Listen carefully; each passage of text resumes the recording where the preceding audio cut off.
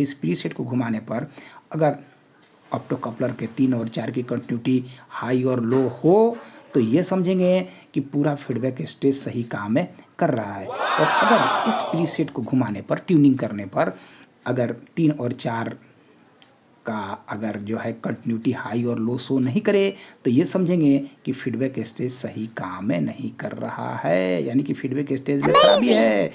Hello friend, आप सबका ऑलफील्ड command channel में स्वागत है। और पिछली वीडियो के ज़रिए हम लोगों ने समझा था कि जो सीआरटी टीवी का जो पावर सप्लाई होता है उसको रिपेयरिंग के आधार पर हम लोग 5 भागों में बांटकर बहुत ही ईजी वे में पावर सप्लाई की हम लोग रिपेयरिंग कर सकते हैं। तो इस वीडियो के ज़रिए आप समझेंगे कि जो यहाँ से लेकर यहाँ तक फैला हुआ जो फीडबैक स्टेज होता है, जिसका काम क्या होता है कि पावर सप्लाई से निकलने वाला वोल्ट को कंट्रोल करना।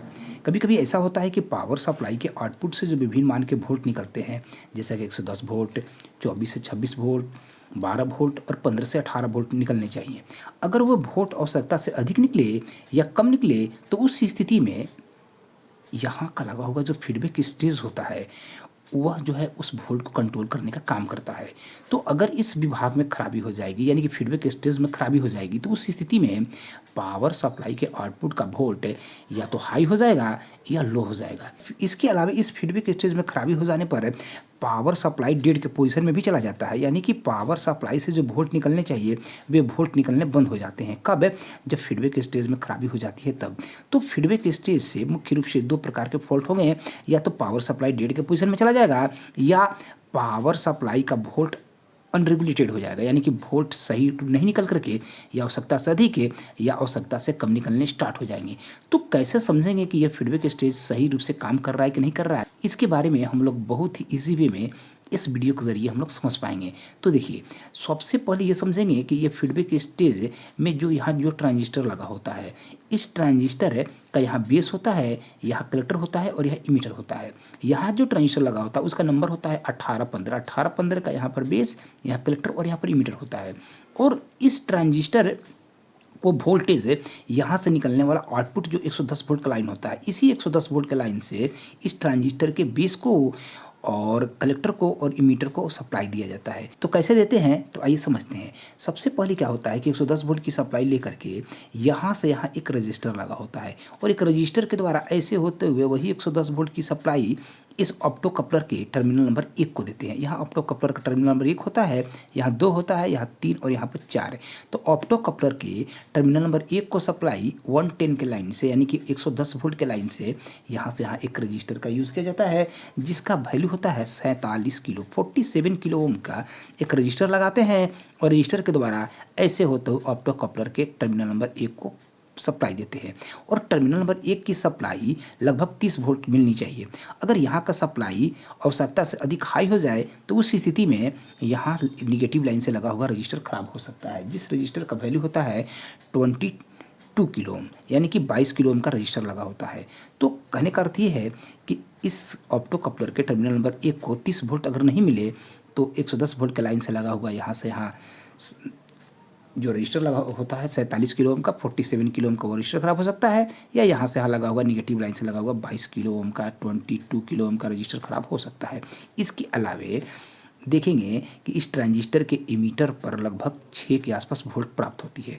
यहाँ वोल्ट देने के लिए देखिएगा कि यहाँ से यहाँ एक रजिस्टर लगा होता है, जिस रजिस्टर का वैल्यू होता है 100 किलो से लेकर के 150 किलो ओम का रजिस्टर लगा होता है और उस रजिस्टर के द्वारा इसके इमीटर को सप्लाई देते हैं। लगभग 6 वोल्ट के आसपास सप्लाई आपको प्राप्त होनी चाहिए। और यहाँ के वोल्ट फिक्स बनाए रखने के लिए यहाँ एक जीनर लगा होता है। इस जीनर रेड का वैल्यू होता है 6.2 वोल्ट या 7.2 वोल्ट या 8.2 वोल्ट। तो अलग अलग कंपनी में अलग अलग वैल्यू के लगे हो सकते हैं। 6.2 वोल्ट का भी लगा हो सकता है, 7.2 वोल्ट का भी लगा हो सकता है और 8.2 वोल्ट का भी जीनर यहाँ लगा हो सकता है। इसके बाद हम लोग देखेंगे कि इस ट्रांजिस्टर के बेस को भी सप्लाई दिया जाता है। तो ट्रांजिस्टर के बेस को सप्लाई देने के लिए यहाँ से यहाँ एक रजिस्टर लगाया जाता है, जिसका वैल्यू होता है 100 किलो ओम का। 100 किलो ओम के रजिस्टर के द्वारा इस ट्रांजिस्टर के बेस को सप्लाई देते हैं। और बेस के सप्लाई को वैरी करने के लिए, बदलने के लिए देखिएगा कि यहाँ पर एक प्रीसेट लगा होता है 2.2 किलो ओम का या 2 किलो ओम का एक प्रीसेट लगा होता है। और प्रीसेट का जो दूसरा जो टर्मिनल होता है वो टर्मिनल यहाँ से यहाँ एक रजिस्टर के द्वारा निगेटिव लाइन से जोड़ा जाता है, जिस रजिस्टर का वैल्यू होता है 5.6 किलो ओम का। तो इस प्रकार से यहाँ लगा हुआ ट्रांजिस्टर को सप्लाई 110 वोल्ट के आउटपुट के लाइन से ही दिया जाता है। और अगर आउटपुट का सप्लाई अगर किसी कारणवश हाई या लो हो जाता है तो इसकी इंफॉर्मेशन, इसकी सूचना ऐसे होते हुए इस ट्रांजिस्टर के बेस को चला जाता है।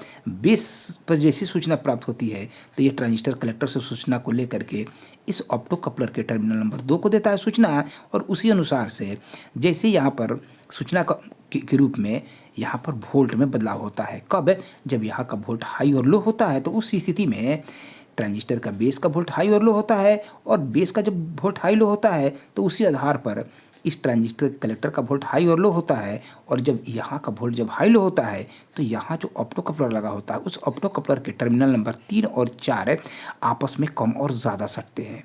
कब? जब इस ऑप्टो कपलर के टर्मिनल नंबर 2 का वोल्ट जब लो और हाई होता है तो उसी अनुसार से इसके दोनों लेग आपस में कम और ज़्यादा सटेंगे। तो इस फीडबैक स्टेज यहाँ से लेकर यहाँ तक फैला हुआ जो फीडबैक स्टेज है इसकी जांच इजी वे में हम लोग कैसे करेंगे?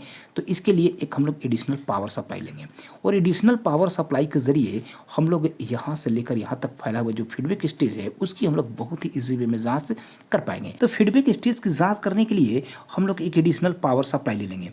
यह जो एडिशनल पावर सप्लाई है इसका प्रयोग सीआरटी टीवी में ही किया जाता है, और वो सीआरटी टीवी में करते हैं जिसका पावर सप्लाई बिल्कुल ही डैमेज हो जाता है तो उस स्थिति में इस एडिशनल पावर सप्लाई का यूज़ हम लोग सीआरटी टीवी में करते हैं। तो इस एडिशनल पावर सप्लाई का प्रयोग आज हम लोग फीडबैक स्टेज की जांच करने के लिए कैसे करेंगे उसके बारे में हम लोग बहुत ही इजी वे में जान पाएंगे। तो देखिए, सबसे पहले 220 वोल्ट की यहाँ सप्लाई देते हैं। एसी 220 वोल्ट जो सप्लाई देते हैं तो इस एडिशनल पावर सप्लाई के आउटपुट से विभिन्न मान के वोल्ट आउट होते हैं, जैसे कि 110 वोल्ट, 12 से 18 वोल्ट और 24 से 26 वोल्ट की सप्लाई हमको आउट होते हैं। और यहाँ पावर सप्लाई के आउटपुट से निकलने वाले सप्लाई को आप अगर चाहेंगे तो बदल भी सकते हैं। तो उसको बदलने के लिए यहाँ पर एक प्रीसेट लगा होता है, जिस प्रीसेट को ट्यूनिंग करके यहाँ के आउटपुट की सप्लाई को हम लोग चेंज भी कर सकते हैं। क्योंकि सीआरटी जो टेलीविज़न सेट होते हैं वे अलग अलग वोल्ट पर काम करते हैं, तो अलग अलग वोल्ट की आवश्यकता अगर हो तो उस स्थिति में यहाँ का वोल्ट को चेंज करके और आवश्यकता अनुसार जितनी सप्लाई आपको ज़रूरत होती है उतनी सप्लाई हम लोग प्राप्त कर लेते हैं। तो इस पावर सप्लाई का प्रयोग फीडबैक स्टेज की जांच के लिए किस प्रकार से करेंगे तो इसके पीसीबी को पलटते हुए हम लोग और आगे समझेंगे। तो यहाँ 220 वोल्ट की सप्लाई देंगे, और जो 220 वोल्ट की सप्लाई देंगे तो इसके आउटपुट से यहाँ देखिएगा कि यह लंबी एवं चौड़ी पट्टी है, यानी कि ग्राउंड है। यहाँ से लेकर यहाँ तक फैला हुआ जो लाइन है, ट्रैक है, इसको हम लोग निगेटिव लाइन मानेंगे। तो यहाँ जो है आपको जो है निगेटिव प्राप्त होगी, और जबकि यहाँ पर पॉजिटिव सप्लाई प्राप्त होगी। लगभग 110 की सप्लाई हमको यहाँ पर प्राप्त होती है, और उसी 110 वोल्ट के ज़रिए हम लोग फीडबैक स्टेज की जाँच हम लोग करेंगे। तो सबसे पहले यहाँ एक बल्ब का कनेक्शन करेंगे और करके देखेंगे कि क्या यह एडिशनल पावर सप्लाई सही है या नहीं है, या सही रूप से काम कर रहा है कि नहीं कर रहा है। तो आइए सबसे पहले एक बल्ब लेते हैं, और बल्ब के जो 2 तार होंगे उसमें से किसी एक तार को लेकर के यहाँ जोड़ देंगे। तो बल्ब के एक तार को इस ट्रैक में जोड़ देंगे और बल्ब के दूसरे तार को इस ट्रैक में जोड़ देंगे। तो बल्ब के दोनों तार को जब यहाँ पर जोड़ेंगे और जोड़ने के बाद लोग सप्लाई देंगे, और सप्लाई दे करके देखेंगे कि क्या यह बल्ब जल रहा है कि नहीं जल रहा है, और साथ ही साथ यहाँ वोल्टेज की भी जांच करेंगे कि सप्लाई कितनी हमको प्राप्त हो रही है, इसके आउटपुट से सप्लाई कितनी प्राप्त हो रही है। तो भाई इसको हम लोग पहले सप्लाई देंगे, और सप्लाई देने के बाद इसके हम लोग आउटपुट वोल्ट की जाँच करेंगे।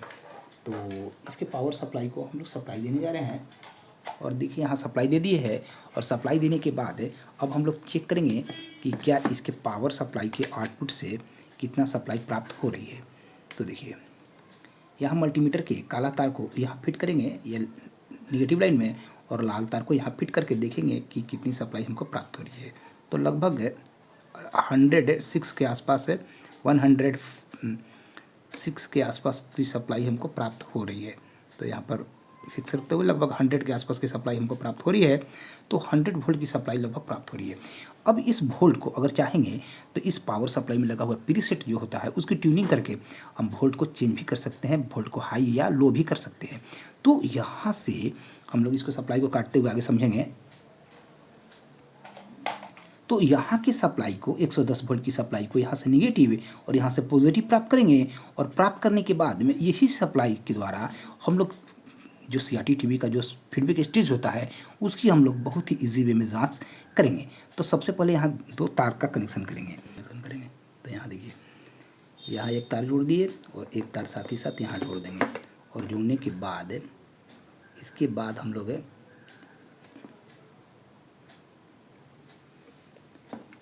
तो इस प्रकार से यहाँ जब 2 तार का कनेक्शन कर दिए तो करने के बाद अब इसी सप्लाई को लेकर के, इस तार की सप्लाई को लेकर के, और हम लोग जो फीडबैक स्टेज होता है उसकी हम लोग जांच करेंगे। एडिशनल पावर सप्लाई को जैसे ही 220 वोल्ट देंगे तो यहाँ हमको 110 वोल्ट की सप्लाई प्राप्त होगी, और यहाँ बल्ब का कनेक्शन किए हुए हैं ताकि ये पता चले कि एडिशनल पावर सप्लाई से वोल्ट आउट हो रही कि नहीं हो रही है। और यहाँ से 110 की सप्लाई लेकर के वही 110 की सप्लाई 110 के लाइन में जोड़ेंगे, यानी कि यहाँ पॉजिटिव देंगे और लंबी चौड़ी पट्टी जिसको ग्राउंड बोलते हैं यहाँ निगेटिव देंगे। तो यहाँ पॉजिटिव और यहाँ निगेटिव सप्लाई देंगे, और उसके बाद बहुत ही इजी वे में यहाँ से लेकर यहाँ तक के सभी कंपोनेंट को मात्र कुछ मिनटों में ही हम लोग चेक कर पाएंगे कि ये जो है सेक्शन बिल्कुल सही काम कर रहा है कि नहीं कर रहा है।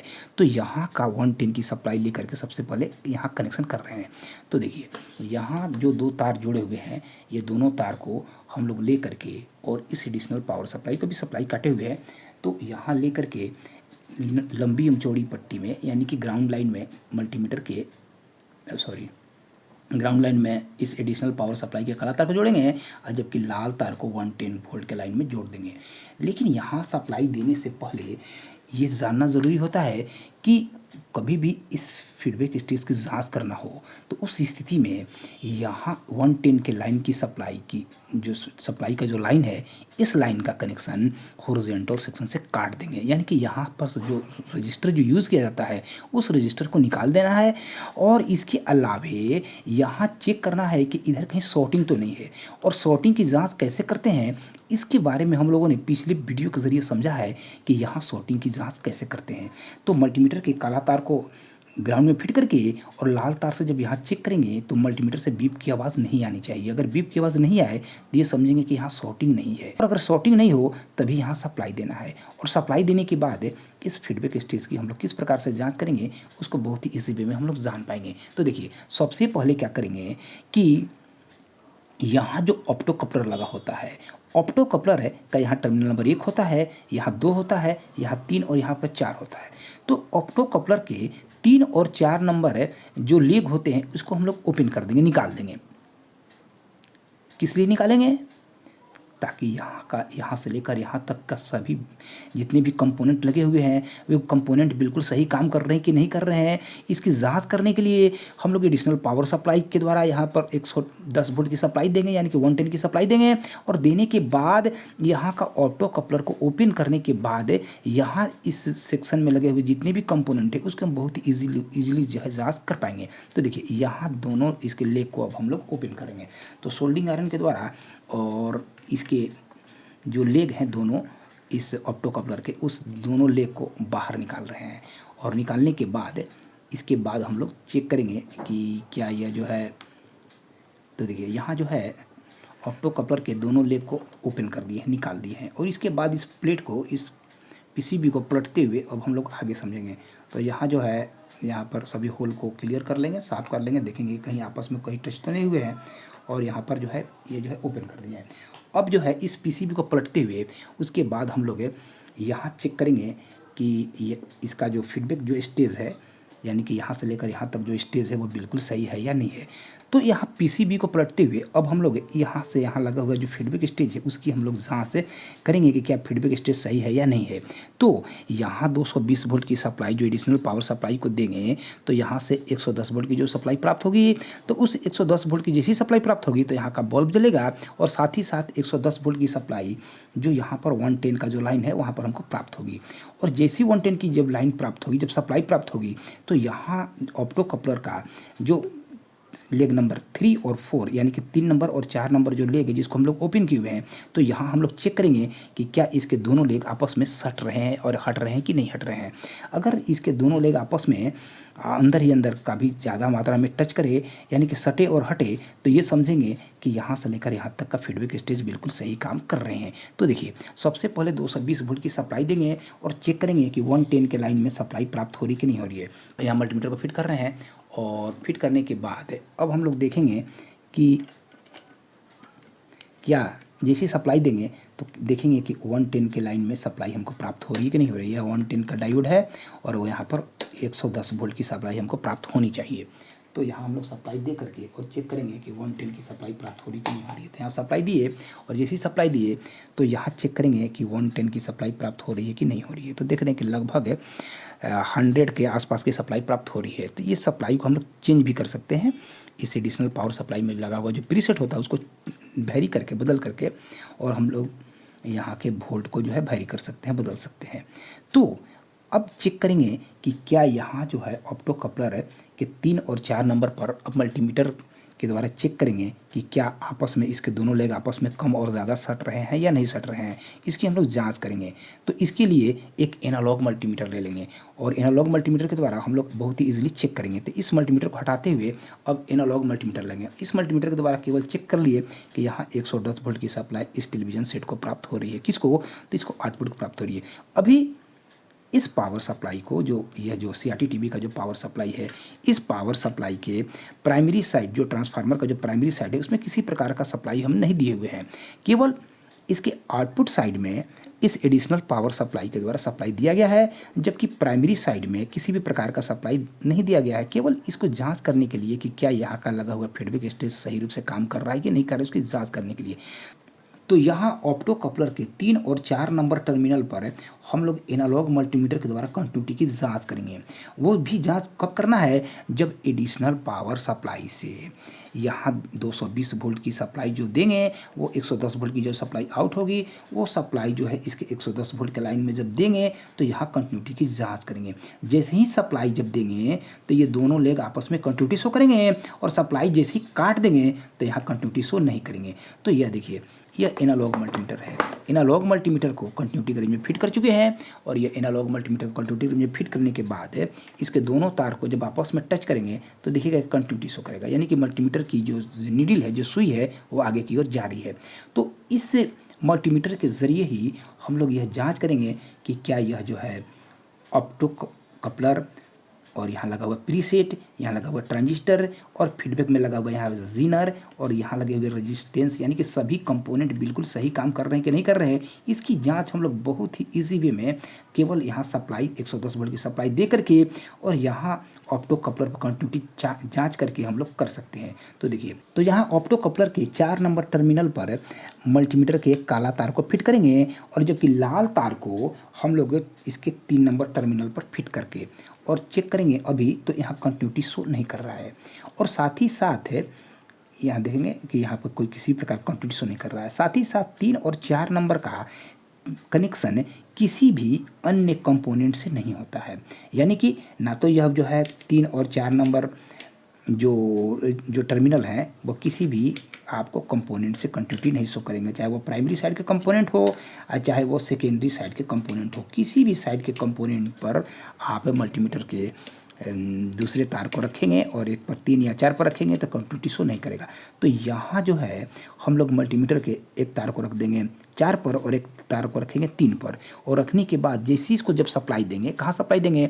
तो एडिशनल पावर सप्लाई को 220 वोल्ट की सप्लाई देंगे और इधर सप्लाई नहीं देना है, यानी कि प्राइमरी साइड में सप्लाई नहीं देना है। और यहाँ जब 220 वोल्ट की सप्लाई देंगे तो 110 वोल्ट की सप्लाई जैसी 110 को सप्लाई प्राप्त होगी तो उस 110 के ज़रिए यह फीडबैक स्टेज को सप्लाई प्राप्त होगी और फीडबैक स्टेज की हम लोग इजीली ये जांच कर पाएंगे कि फीडबैक स्टेज काम कर रहा है कि नहीं कर रहा है। तो देखिए यहाँ मल्टीमीटर के लाल तार को रखे हुए हैं, अभी किसी भी प्रकार का कंटिन्यूटी शो नहीं हो रहा है।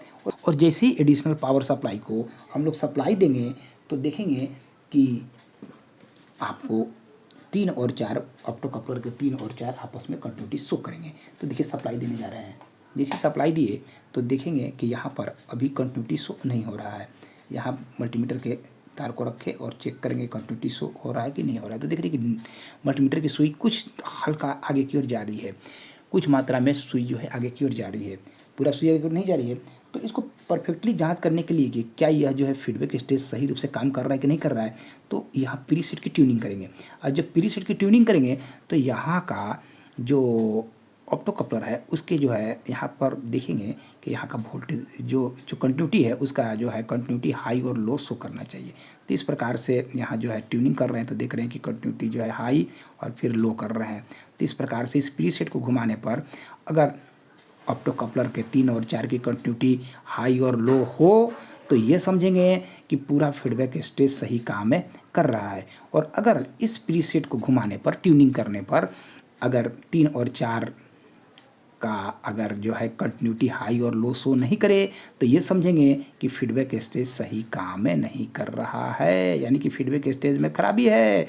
और फीडबैक स्टेज की उस समय तक रिपेयरिंग करेंगे जब तक कि ये 3 और 4 नंबर टर्मिनल आपस में जो है हाई और लो कंटिन्यूटी शो नहीं करे। कब? जब प्रीसेट को ट्यूनिंग करेंगे तब। तो यहाँ जो है ट्यूनिंग करने पर जो है जैसे जैसे ट्यूनिंग कर रहा है वैसे वैसे मल्टीमीटर की सुई करी जा रही है। और अगर इसको ट्यूनिंग करने पर किसी भी प्रकार का अगर जो है भैरी नहीं हो, यानी कि मल्टीमीटर की सुई कम और आगे की ओर नहीं जाए, तो ये समझिए कि फीडबैक स्टेज में खराबी है। तो इस प्रकार से अगर 110 की सप्लाई इसके 110 के लाइन में देने पर और इसके प्रीसेट की ट्यूनिंग करने पर अगर 3 और 4 में कंटिन्यूटी हाई और लो शो करे तो ये समझेंगे कि फीडबैक स्टेज सही है। और फिर भी अगर वोल्टेज अब नॉर्मल निकले, यानी कि पावर सप्लाई के आउटपुट से वोल्टेज हाई निकले या लो निकले, तो खराबी आपको इस फ्रीक्वेंसी जनरेटर स्टेज से रिलेटेड कंपोनेंट की होगी या सीडेड की स्थिति हो। और अगर फीडबैक स्टेज में इस प्रकार से जांच करने पर अगर कंटिन्यूटी हाई और लो शो करे और फिर भी सीडेड की स्थिति हो तो खराबी जो होगी वो हॉट एरिया की होगी, हॉट एरिया में लगे हुए कंपोनेंट की खराबी होगी। तो थैंक यू वेरी मच जो आपने इस पूरे वीडियो को वॉच किया। और हम चाहेंगे कि अगर मेरे चैनल को सब्सक्राइब नहीं किए हैं तो सब्सक्राइब करें और वीडियो अच्छा लगे तो लाइक करें। धन्यवाद।